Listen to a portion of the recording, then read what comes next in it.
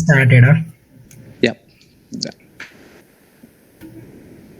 Please let me know if my screen is visible. Unlike last time, I am hoping that. One second, let me open my PyCharm as well.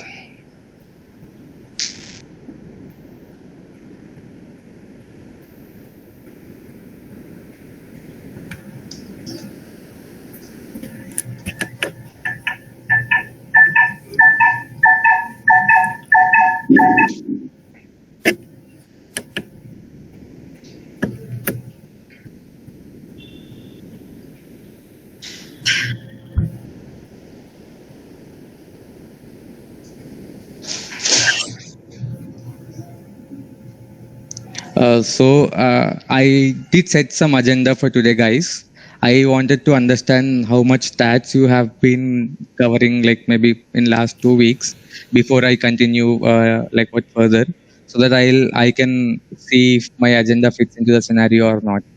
I don't want to go into very deeper or not even only cover what you have already learned, but to kind of come to a like what area where something or the other thing is something new today, and you know how to apply it by yourself. So, can somebody tell me what are all the concepts covered as a part of that?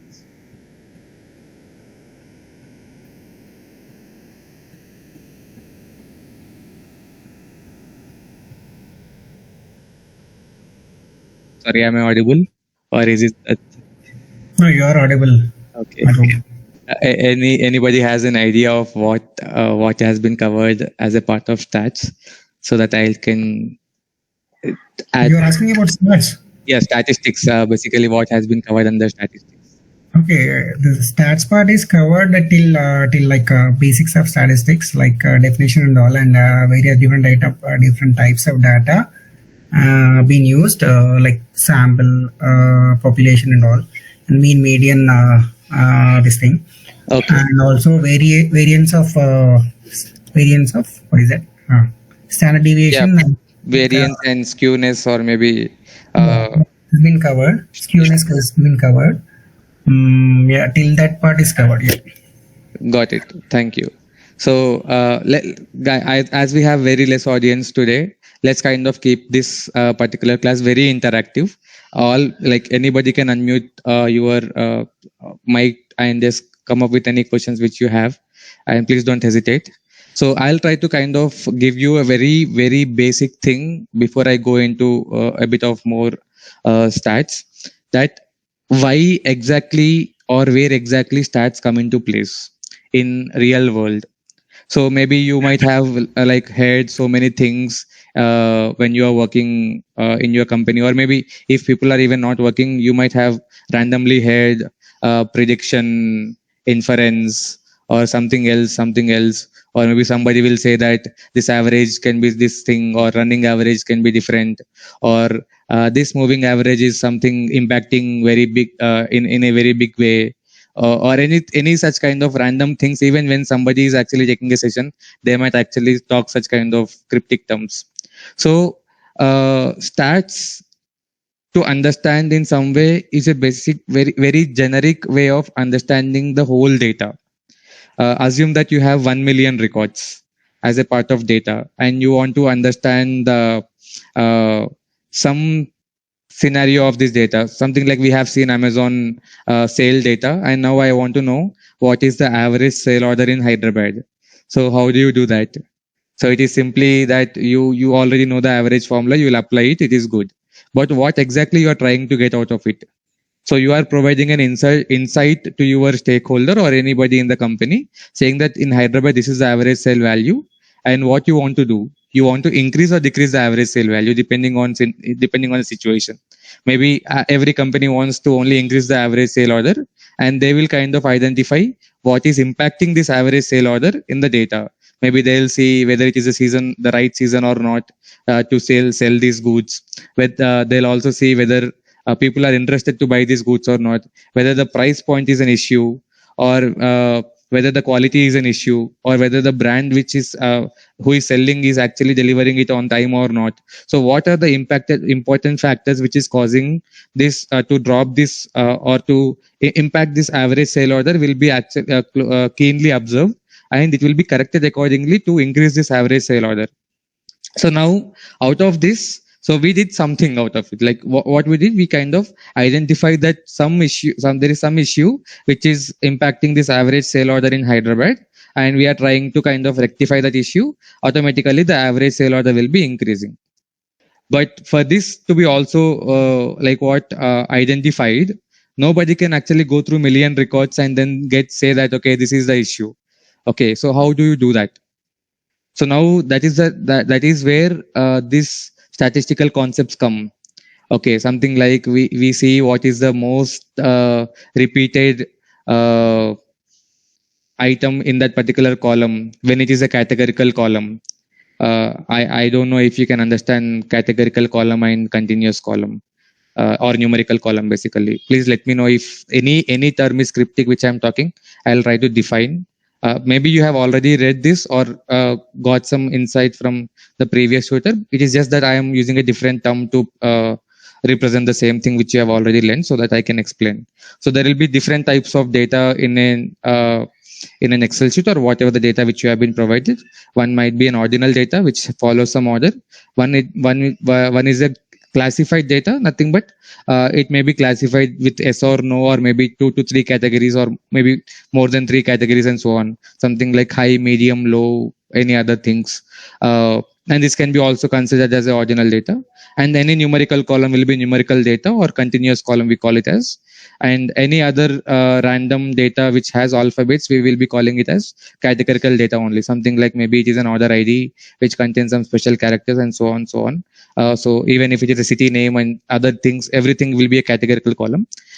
So when we have this categorical column, some statistical concepts cannot be applied, because see, you cannot do average for a categorical column because average is a statistical inferential concept or statistical measurement for only numerical column. Numerical, yes. Okay, so you need to understand which particular column can adopt which statistical measures. Something like maybe when it is binary column yes or no, or maybe when it is a classified column, as I said, like with only 2 columns, there is no point of even taking mode or median, because there will be only 2 values, yes or no. So why do you want to apply even a statistical measure? You can only understand how many yes are there, how many no are there. Again, you see here we are applying count, not even mean, median, mode, but instead we are doing count, because we want to know how many what is the count of yes terms, what is the count of no terms. Okay, so always understand what is the type of column you have, and accordingly prepare yourself to apply that statistical measure onto the column. And now as everybody needs everybody needs a definition of why we need to use the statistical concepts. Okay, or up to what extent we can use the statistical concepts.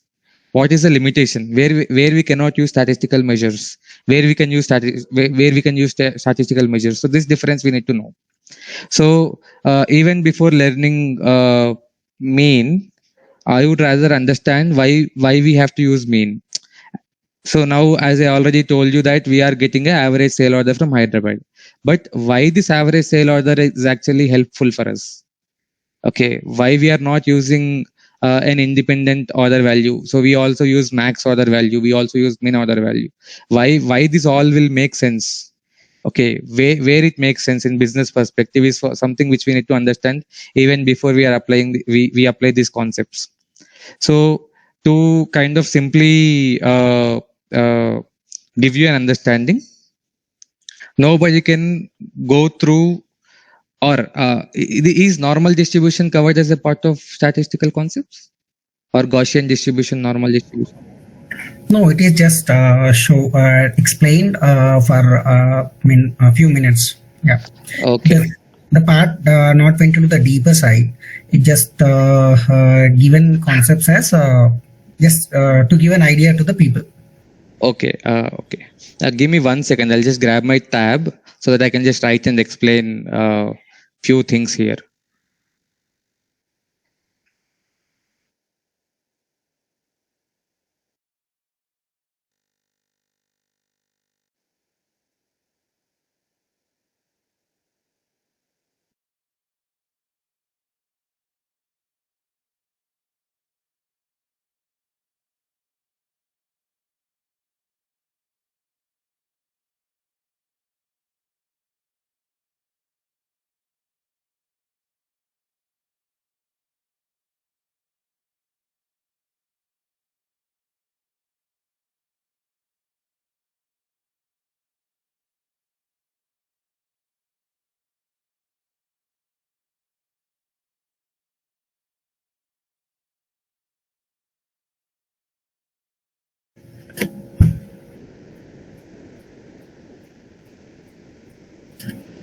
So, guys, for info, the Power BI classes which we need to get from a professional is been occupied. So, one of our members is trying to learn and will let you teach those concepts. We are expecting from Monday to start the Power BI classes, hopefully. So, meanwhile, Anurup will cover these refreshing session of Python and stats as well.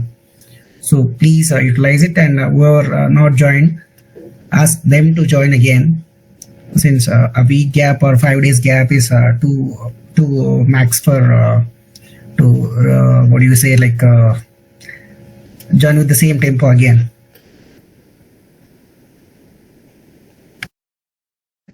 Anu, are you presenting? Will it take time?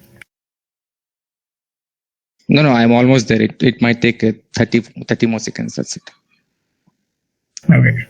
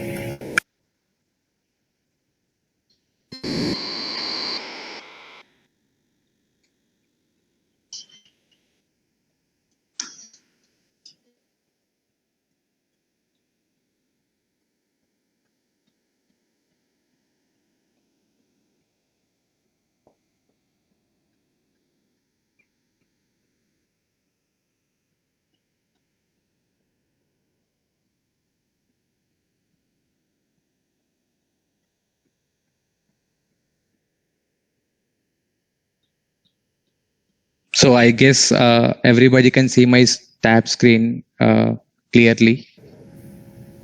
Yeah, it is. Yeah.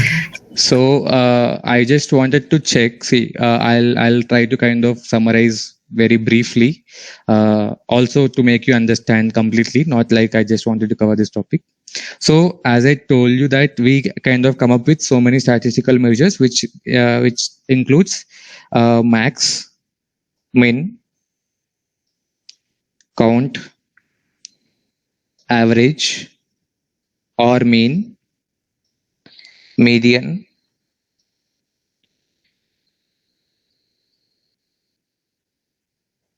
sorry, okay, mean, yeah, median,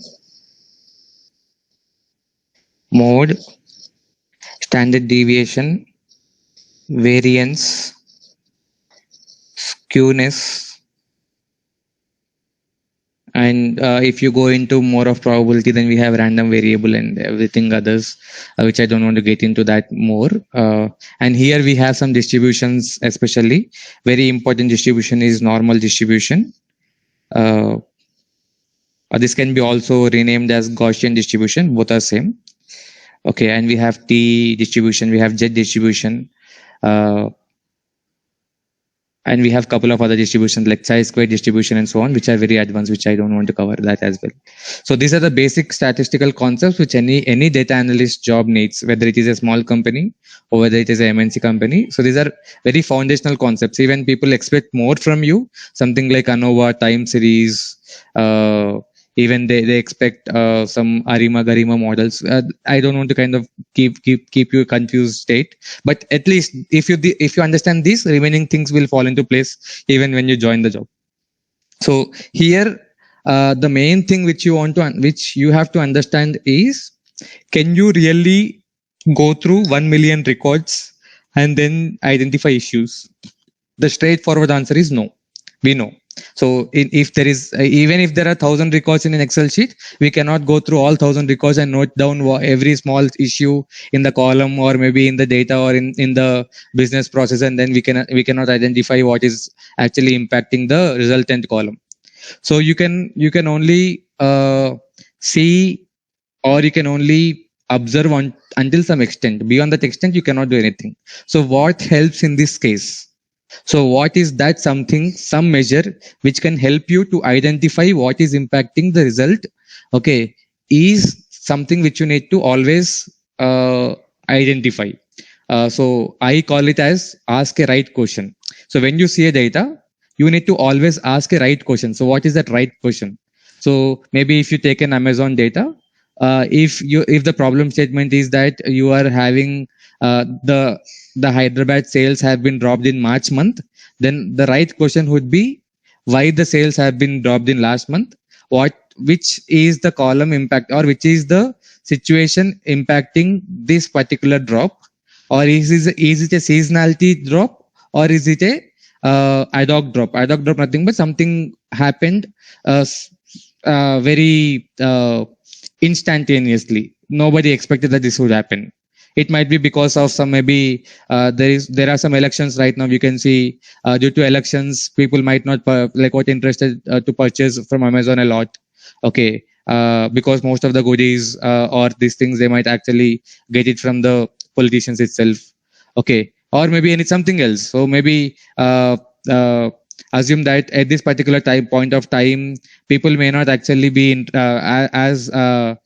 basically in April month, people will actually wait for their hikes. So people only interested to buy after once they receive their hikes from their companies. So whatever the scenario I explained right now regarding hikes, is a seasonality thing, because every year this might be expected, because all the financial year will be always the financial year will be from March to April. So every time we can expect that this particular drop might be there in particularly March, April month, but not something like elections which we've seen this year, because it is once in 5 years thing. We don't know whether it is a March, April thing or April, May thing, or any other month thing. It might also come in an ad hoc basis. Something like if you have floods, okay, or any natural disaster, you may not know if people are interested to buy from Amazon or not.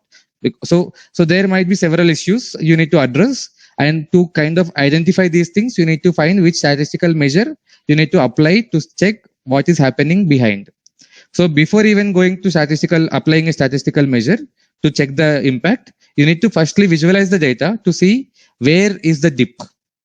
Okay, assume that you have sales data from January to December of Hyderabad city. So now if I take a small two-dimensional coordinate system, now we have from January to December data.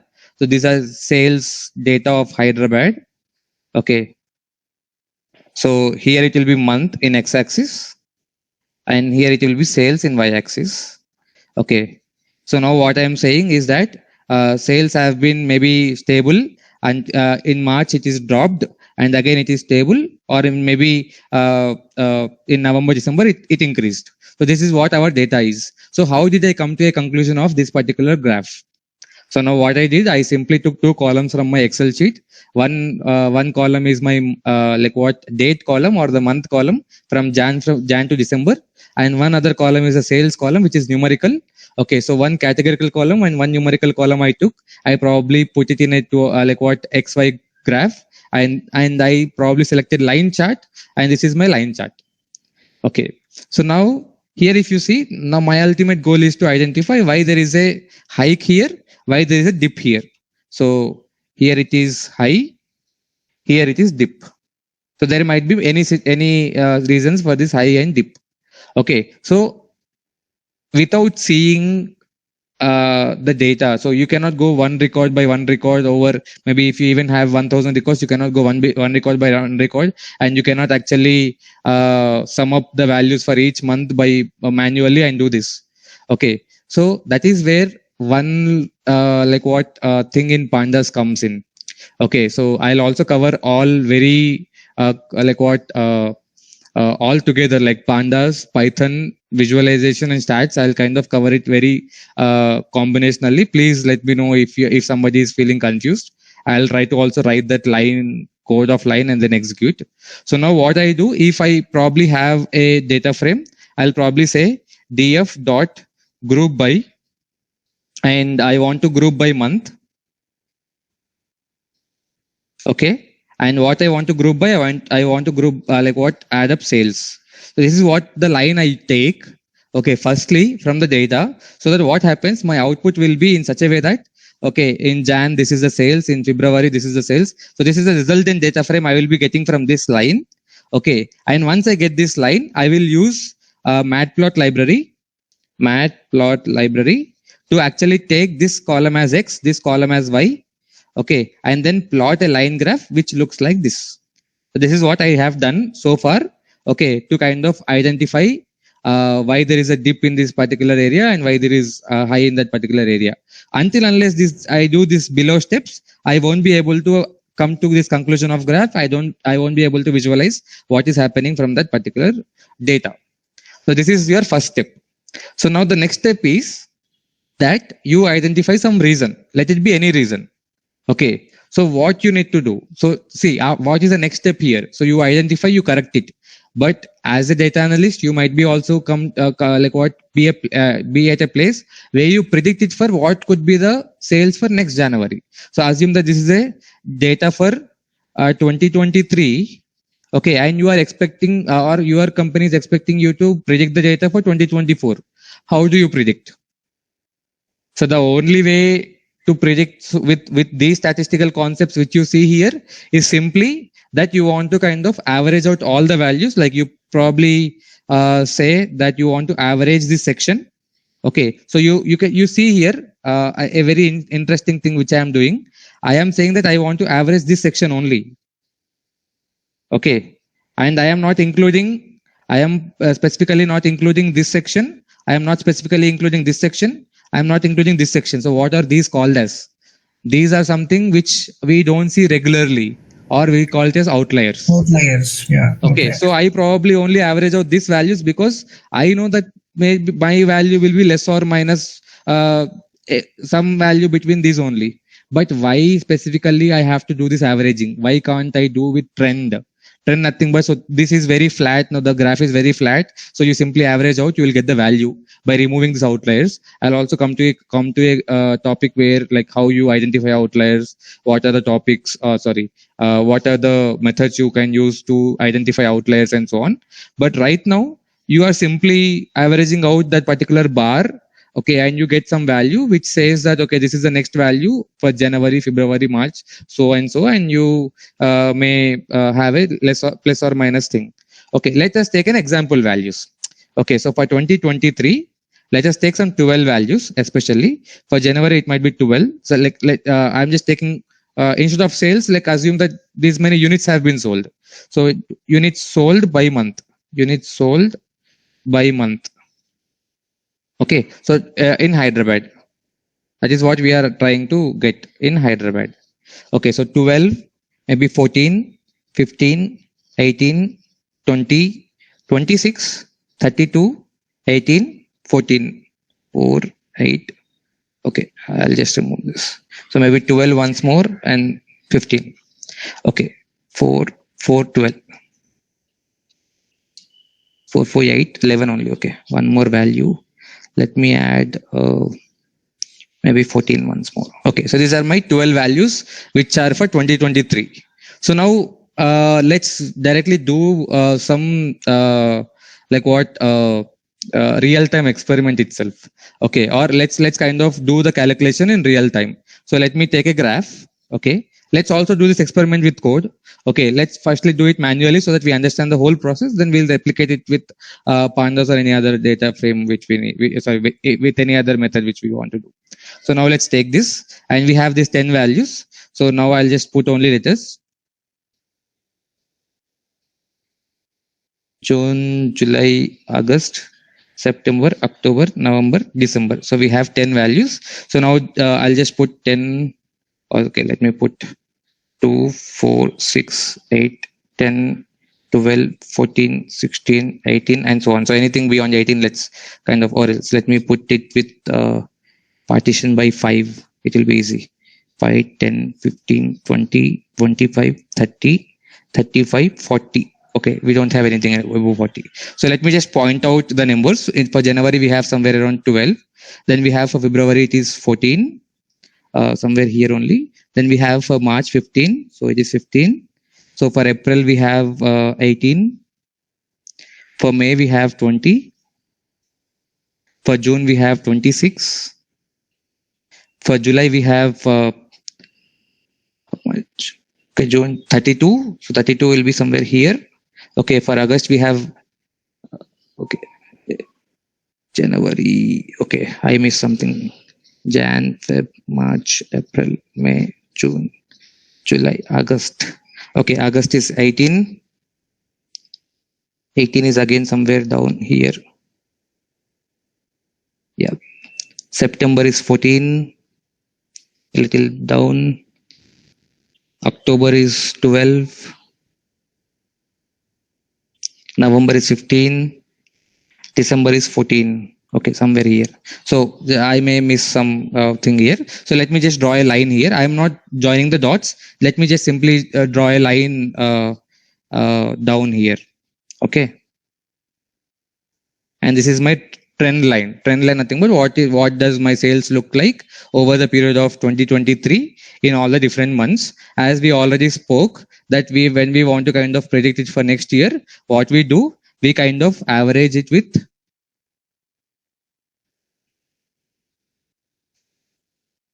so we kind of take a bar like this. Okay. So this section, because anything beyond this bar or beneath this bar will be my outlier. So I will only take some points between this bar. Okay. And average them out. So now you can see the points within this bar will be my March, April, May, July, August, and September. Okay. October, November, yeah. So only 6 points fall into this bar and remaining 4 points are falling beyond the bar or beneath the bar, which are my outliers. So what is my problem now? The ultimate problem would be if I only take average of these 6 months and actually project for next January, let's kind of take an average manually itself. Let's try to kind of average those values. So for February, it is 14. Please do this calculation for me, somebody. Like 14 plus 15 plus 18 plus for July it is 26 July is out of the bar, so August is 18, September is 14, October is 12, and remaining 3 points are actually our outliers by 3 plus 3 6. Okay, this is my this is the thing average I want to do. Can anybody tell me the average of these numbers? 15.1. Yeah, 15.1. Thank you so much. So now you see, like this year sales are 12 and next year sales is 15.1, and assume that the true value of the sales may be somewhere around 18. So we don't know that for 2024, for January, we may get 18. We don't know why we even got 18. There might be that people have shown interest to kind of get more of the online things or purchase more on Amazon. So we got 18. So last year was 12. This year was like the predicted was 15. The true value is 18. So now you see what is the difference between the predicted value and true value. So when you differentiate or maybe subtract it, 3.1 units has different. So what we call this as, this is the error in prediction. Okay, error in prediction. So why this error is actually there in prediction is because we did not take the trend line into calculation. We only averaged out by removing the outliers. So if we would have taken the trend line, so if you see the last value might be 14. So if we have took the trend line into the model which we are trying to create, if we are not using averaging, which we have, if we have come up with some statistical concept, okay, so what we would have done is the statistical concept will see when it is kind of increasing, when it is kind of decreasing. Okay, it will not remove any outliers. It will probably identify what is the trend happening in last few months, because you see in last few months 18, 14, 12, 15, 14, 18 plus 14 plus 12 plus 15 plus 14, okay, by 5. So this somebody can do it. It should also result in the similar number actually. What is this?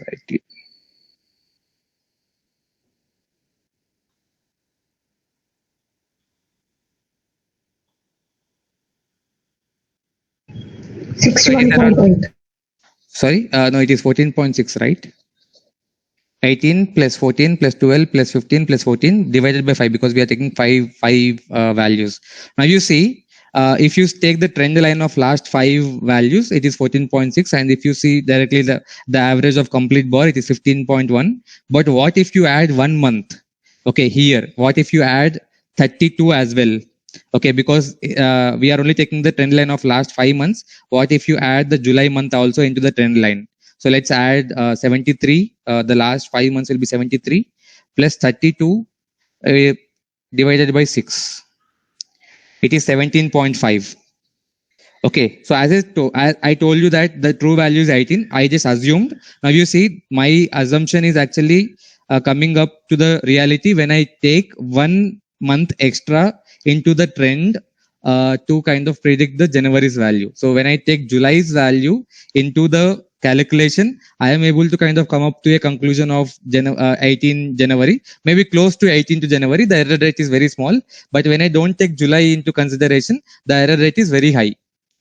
So here, what is happening is because, so what exactly I want to conclude is, you need to identify when you have to remove outlier, when you don't have to remove outlier.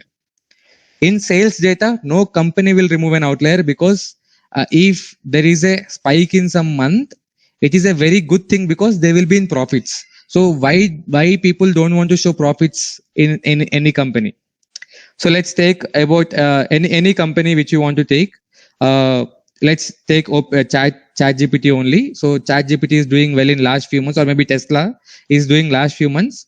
In Tesla 2023 data is very good. In 2024 data, there is a dip in Tesla sales. So did they kind of did not show their sales in 2023? They showed. They never treated this as an outlier because sales are being high. Okay, so very crucial part when you are predicting or inferencing something out of out of data is when you have to remove outlier, when you have to put outlier. So in sales data or in unit sold data, I can never remove or I should not ever remove outliers thinking that this may impact my future prediction. Okay, so this is something which you need to always notice thing. And people like even I used to think in a couple of years back, when you say that you are a data analyst, so data analyst will purely work on Python coding, or maybe they might do some visualizations and visualization software, but that is not ultimately we will be asked. We'll be given a lump of data from a database, a big data set having billions of records, and we need to kind of clean that data set, show some valuable insights, ask right questions, create some visualizations of what questions you are asking, and kind of show what exactly is happening with the data, maybe in depending on business requirement, last 1 year, last 6 months, last 2 years, and so on, and then come up with some future predictions. What could be this? What could be this for next year and next year? And don't worry, these things need not be done manual. When you are learning Power BI, all the future predictions will be done by Power BI itself, and it has a very strong recommendation system behind. You can simply add a plugin to your current visualization, and it will add up what could be the future looks like. And the Power BI itself has very powerful models like ANOVA models, or maybe good models in time series forecasting, which can actually identify the trend and accordingly give the right prediction. So I just took up this example to kind of show you how you need to kind of think, where you need to kind of consider what, and what you need not consider depending on the data. So if it is a healthcare data, outliers should be removed, because depending on the patient's health condition, the drug may not work on him, the drug may work on him. So see, assume that I am a diabetes patient, there is a new drug. Okay, new drug has been applied, given to me today, and this new drug may work on me or may not work on me depending on my previous health condition. It doesn't have anything there is no dependency on the drug. Okay, so this drug may effectively work on different patients. So now I'll be outlier. If you don't remove me from this particular analysis, then your whole entire hypothesis will be wrong. So the knowledge about domain which you are working in is very important when you are doing data analysis. So whether it is a e-commerce data, whether it is a retail data, or whether it is a healthcare data, or whether it is some other data. So first understand the domain very perfectly. Then you know what column is what and what you need to do with what column, and then kind of come up with any statistical measures you want to come up with. So as I already told you that some statistical measures may work on some columns and may not work on other columns. Something like max and mean only can work on numerical columns, because there will be no max and mean in categorical columns, as you already know. Count can work on any column. Even you can count how many numbers have been repeated how many times. So if you don't have if the column is a repetitive column, then of course count is very helpful. Average can only work on numerical columns. Median can only work on numerical columns. Even mode can work on categorical columns. Standard deviation will work on numerical columns. Variance will work on numerical columns. Skewness can work. Skewness is basically to check whether the graph is left skewed or right skewed. It can work on both categorical and numerical columns. Depending on, you can actually use more than other stuff. So normal distribution, when you kind of apply and you see the curve, then you will know what to do with that curve. So always normal distribution will be a bell-shaped curve like this. Okay, so you need to understand that. Maybe I don't want to get into more deeper here, but there is a 65 or maybe 67, 95, 99 rule. Okay, so what this states is, so majority of the data will be lying in first standard deviation area, like here. The 95% of the data will lie here, and 99% data will be lying here. 1% data will be always considered out here. That's what 1 sigma, 2 sigma, 3 sigma values, right?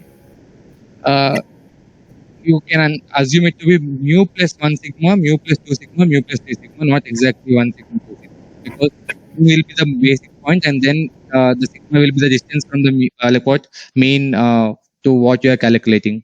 So why normal distribution is very important is because the whole any data after a certain extent can converge to normal distribution, and this is something called the central limit theorem. Maybe you need to kind of do a personal exploration on that if we go on covering this, and this will never end.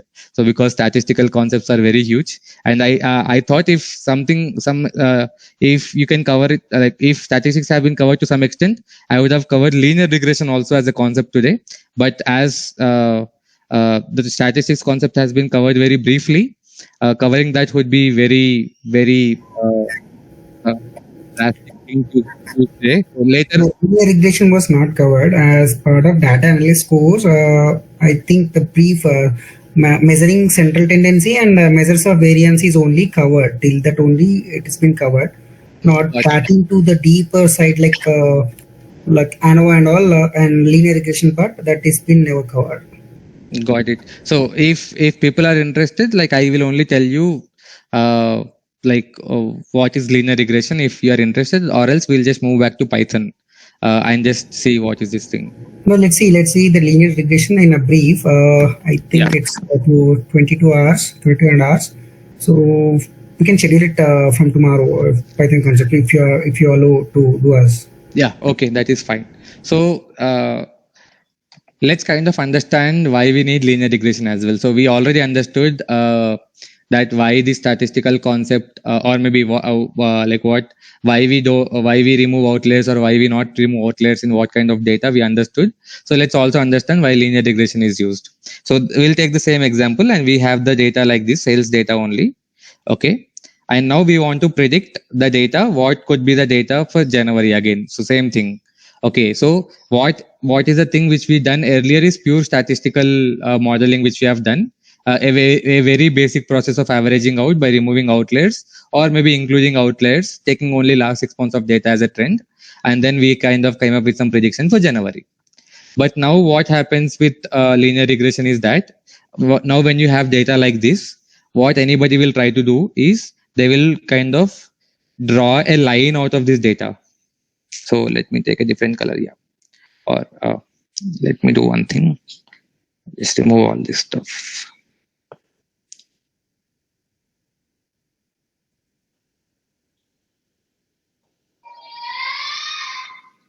So assume that there is a data like this. So this should be my Y. This is my X. This is sales. And this is month. So let's assume this thing. And now what I will be doing is as a data analyst. So I'll draw a line here. And see what is the distance of each point from this line. So this is my distance, okay, of each point from this line. Oh, this is on the line directly itself. This is a good sign, okay. And this is also on the line, okay, yeah. So I won't write all the mathematical formulas, but I'll simply try to say, you all, like anybody who has a mathematical background can understand that any line's equation will be in the form of mx plus c. Y equals to mx plus c. This is a slope and this is the intercept.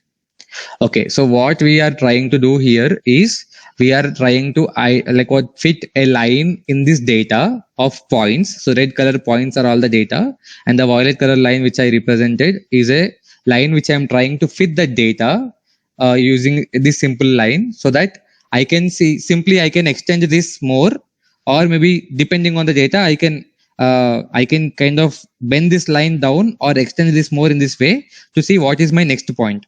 So my next point can be this point or this point or this point or this point or this point, whatever it is. So we don't know yet until we kind of come up with the values of m and c, because firstly we need to identify from this particular data of points, we need to derive this what m and c, and then x will be your month. Okay, and then probably what you do, simply you will try to fit this equation, and then when you find, assume that you may get this m as maybe 12, c as 5. Okay, so what you do, the next what if you want to identify the sales for January, so you simply write 12 into January month plus 5 will give you the sales for next 2024 January month. That is what ultimately we need to do. So, but how did people come to a conclusion of this particular concept? So how did they come with the point of regression? Now I only have few points. What if I have n number of points? What if I have some 1,000 points here? Okay, so let me kind of draw maybe one more graph here with n number of points. Maybe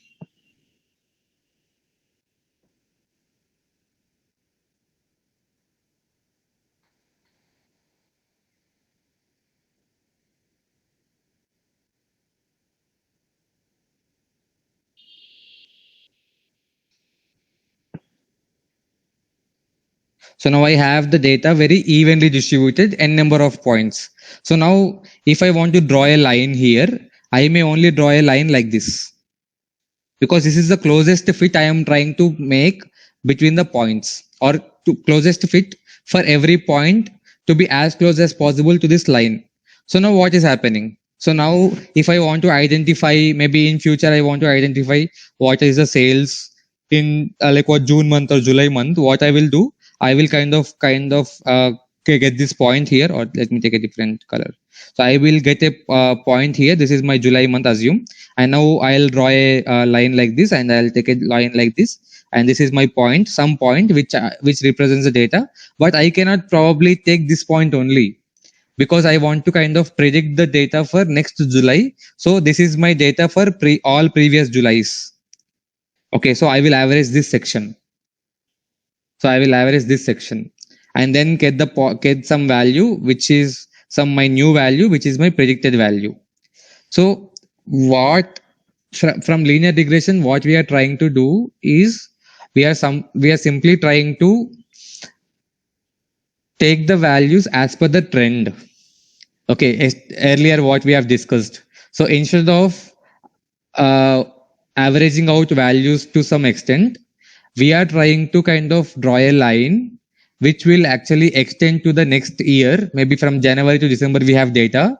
Okay, and we want to extend this line to next year, and we want to based on the previous values, you kind of create this equation of line. You kind of come up with deriving the slope and intercept of the line, and then kind of apply those values or substitute those values in the equation to come up with next instance, something like 2024 January. This might be very, very scary to you listening for the first time. We'll just see this in action. This in action. Maybe tomorrow, once I kind of cover some Python concepts, maybe I'll kind of come up with this linear regression using Matplotlib library. I'll kind of draw some graphs and show everything in action. Then I can kind of explain you in a more better way instead of drawing on a paper. Okay. Ultimately, what we are trying to do is the next point, it should be all as close as possible to this line. So now this is what we call it as error. So we will always try to decrease this error thing. Okay, and then come up with some predicted value. Now let's see another scenario. So now you are having a straight linear line, and this is not fitting the data completely. And now you may come up with a different scenario of drawing a curved line like this. And this curved line is better fitting the data, and most of the points are actually closer than the straight line. And this is basically a polynomial regression we call, or multivariable regression. Is one and the same. Here we only have one slope and one intercept. There we have multiple features. Assume that okay, so I don't want to kind of get in more depth. It refers to again machine learning, and you might get confused. So I'll just only cover briefly. Always any model, any machine learning model or any statistical model is only representation of what best fits the data and gives us the right, which minimizes the error rate. So what is error rate? Error rate is simply the distance of the distance between the line and the point which we are drawing. Let it be a curve, let it be a higher order curve, or let it be a straight line. So this distance between the curve or the line with the point is something an error rate, and anybody will only look forward to minimize this error rate. Okay, so what I would always suggest is, firstly, learning hypothesis testing is important. Then you will understand what business requirement which we have, what we need to prove, which distribution is important, and then we come to prediction, and then we understand what are these regression concepts, and how do we better get these regression concepts in in practical. So now when you say this might be really cryptic, but when you are doing it in Python, it is simply one line. Regression.fit is one line which you write, and everything does by its own thing. Okay, so you need not worry about this thing. If I have to cover more, I need to cover also what is local minima, what is global minima, what is stochastic gradient method, what is closed loop form. So there are so many types of methods in regression as well, and we'll also see regularization and all this stuff. This will be also required for a data analyst, but not for an entry level data analyst. Maybe for data analysts who have already had 4 to 5 years of experience, they need all these kind of conceptual ideas and implementation thing, but not for entry level. So need not worry for now, but it is, you can simply understand that regression is a concept which kind of fits the data in such a way that it can predict values as per the trend instead of just averaging out as per the by removing outliers. So that is what you can understand for now in as a part of regression. Tomorrow we can see regression in action if you people think that this is something which you are able to understand, or else maybe we can have a complete series of statistics separately, and as this very every data.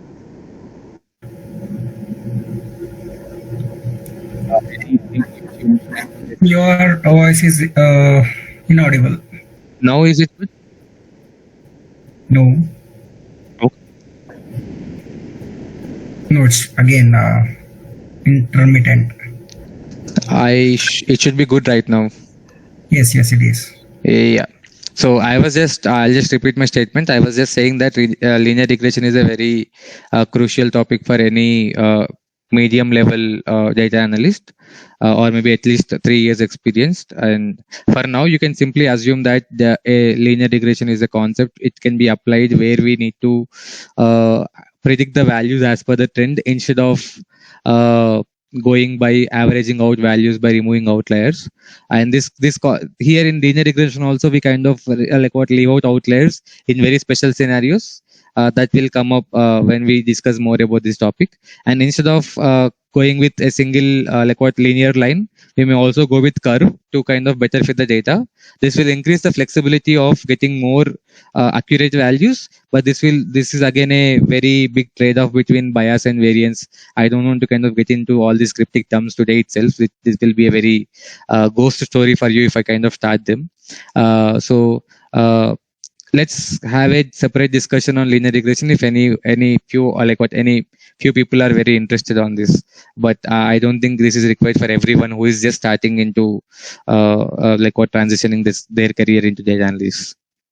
So for us, till the time Pandas is covered, the matplotlib which we need to cover as part of plotting the data. Actually, there are two things to cover. One is NumPy and Matplotlib library. I think Pandas is also not completely clear for few of the audience because NumPy is not covered. NumPy is a very basic concept which will kind of create an idea or make us understand about multi-dimensional data. And then when we cover Pandas, you can definitely relate NumPy and Pandas, and these are very handy things goes together in any of the concept. So NumPy can never be independent, and even Pandas can never be independent. These both will always go together. So I'll just cover little bit of NumPy to kind of introduce you to multi-dimensional data, and then we can use the same Amazon dataset, Pandas, and Matplotlib library in order to kind of draw some visualizations like what we have discussed, maybe sales by month, sales by city, or we'll also see all types of graphs like box plots, pie graphs, histograms, bar charts, and so on. We'll also see the significance of each chart so that you'll understand. You can lay the foundation for visualizations also. So when we are learning Power BI, you need to understand what kind of data should be represented in what way, or else you won't know what you need to what graph you need to kind of represent. Something like sales data should be always represented in line graph. Okay, or if you have some wins data, you should be using histograms. If you have percentage shares, you need to be using pie charts. If you have a data where you want to represent some average data, and also what is the data as outliers, then you use box plot. So there is something called as confidence interval as well. We can discuss all these things first as a part of Matplotlib library tomorrow, so that you can understand, like you can apply the same concepts in Power BI very easily. Here you need to write code. In Power BI, it is just that you drag and drop the chart, apply drag and drop X and Y axis, and accordingly the chart will be represented or generated for you. That's a easy way to do it, right, in Power BI. Yes, but there is a small trade-off between Power BI and Python. Like when you do charts with Python, you have more flexibility in order to kind of maybe add colors or add dynamicality, something like maybe you need to completely change the data source. You can do it in Python very seamlessly, but in Power BI, even if one column has a different data type, everything collapses and you need to kind of rebuild it from the beginning. So it is just like what Power BI can do, almost 90% of the thing what Python can do. But it's just the 10% of machine learning thing which you cannot do with Python cannot be done in Power BI. So that is also now recently added, but it is not yet completely in place. Maybe in the future versions it may be cover this thing. Definitely in next 5 years. Actually, generative AI has been already added in Power BI, as Microsoft has been collaborating with ChatGPT from long time. And but that is not fully in place. It still has some bugs which they are kind of rectifying. Maybe in future it will be very easy to use. Yeah, good. So guys, anything I know that some we started somewhere, we ended up somewhere. These are very new things which you might have heard. Revisiting this thing will help you a lot. Really, I mean, the topics which we covered in the stats was till measures of central tendency and measures of variance. Okay. And the linear regression is a topic. Next topic to be covered. That is you have taken up today. So when it comes to Python and showing all these things practically, maybe people will correlate things. Yeah, tomorrow we'll do that. So using pandas, let's also cover all these particular stat measures what you have learned until this measures of dispersion, variance, and so on. We'll kind of cover that in terms of pandas with the same Amazon dataset and see the visualizations, so that it will be very clear of what we are trying to do. Correct. Yeah, that's good. And accordingly, apart from that, I see that few people have some doubts in handling functions and other things, which I'll also cover that. Yeah, and again, the Stanford link which you have sent, that has been rejected for few. I mean, for me, it's been rejected. I don't know why. Filled the entire form, but my membership has not been taken into account. That is for very limited members. Actually, I think the seats are full. Right. So it is happen next time. I mean, does it have? Yeah, it is an every year thing. Every year thing. But Even the course is last for 2 weeks, I guess, right? 86-week course, and but it is an year-over-year course. But the overall concepts are same as CS50 Harvard link which I gave. I don't know if I have dropped it in data analyst group. You have dropped it.